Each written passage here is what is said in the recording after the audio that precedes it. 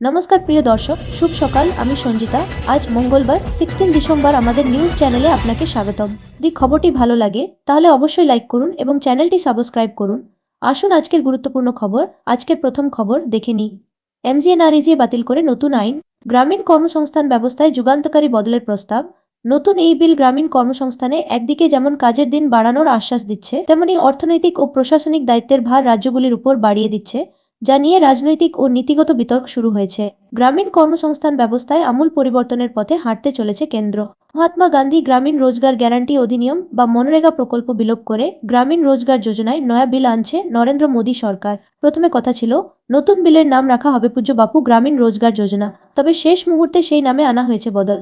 নতুন বিলের নাম রাখা হয়েছে বিকশিত ভারত গ্যারান্টি ফর রোজগার ও আজীবিকা মিশন গ্রামীণ 2025, যার সংক্ষিপ্ত রূপ বিবিজি রামজি। কেন্দ্রের তরফে জানানো হয়েছে একটি গ্রামীণ বিকাশ মডেল তৈরির উদ্দেশ্যেই এই নয়া আইন 2047 সালে বিকশিত ভারত মিশনকে ফোকাস রেখেই তৈরি করা হয়েছে। নতুন বিলে সবচেয়ে বড় পরিবর্তন এসেছে অর্থ বরাদ্দে। মনরেগাতে যেখানে মজুরির সম্পূর্ণ দায়িত্ব ছিল কেন্দ্রের, সেখানে ভিবিজি রামজি প্রজেক্টে রাজ্যগুলিকেও ব্যয়ের ভাগ নিতে হবে।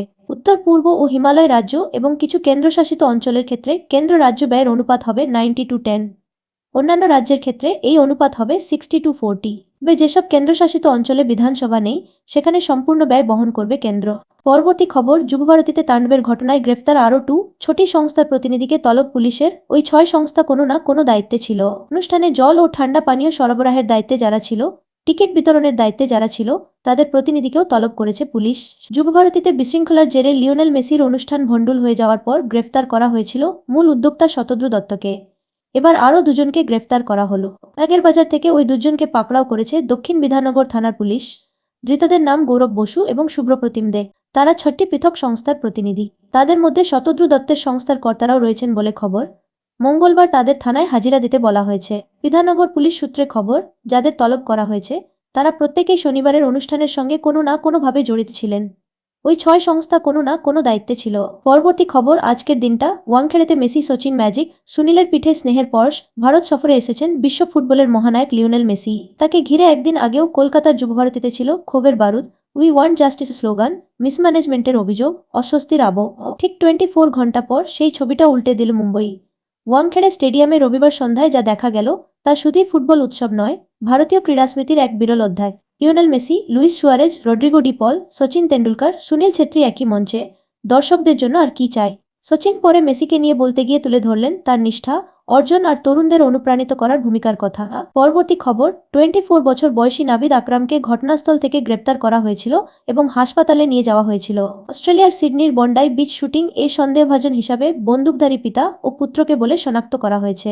সোমবার সকালে স্থানীয় সময় একটি সংবাদ সম্মেলনে নিউ সাউথ ওয়েলসের পুলিশ কমিশনার মাল ল্যানিয়ন বলেন যে 2 ব্যক্তি 50 বছর বয়সী এবং 24 বছর বয়সীকে হামলায় জড়িত সন্দেহে চিহ্নিত করা হয়েছে।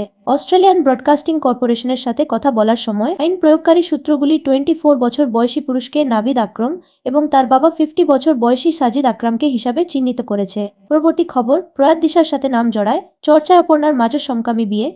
কি জবাব সুচন্দ্রার? চিরদিনই তুমি যে আমার ধারাবাহিকে অপর্ণার মায়ের চরিত্রে দর্শকদের মন জিতেছেন সুচন্দ্রা। আচমকায় আলোচনায় অভিনেত্রীর ডিজনি তুমি যে আমার। এবার কাঠগড়ায় সিরিয়ালের নায়িকার মা অপর্ণার মায়ের চরিত্রে অভিনয় করছেন সুচন্দ্রা বন্দ্যোপাধ্যায়।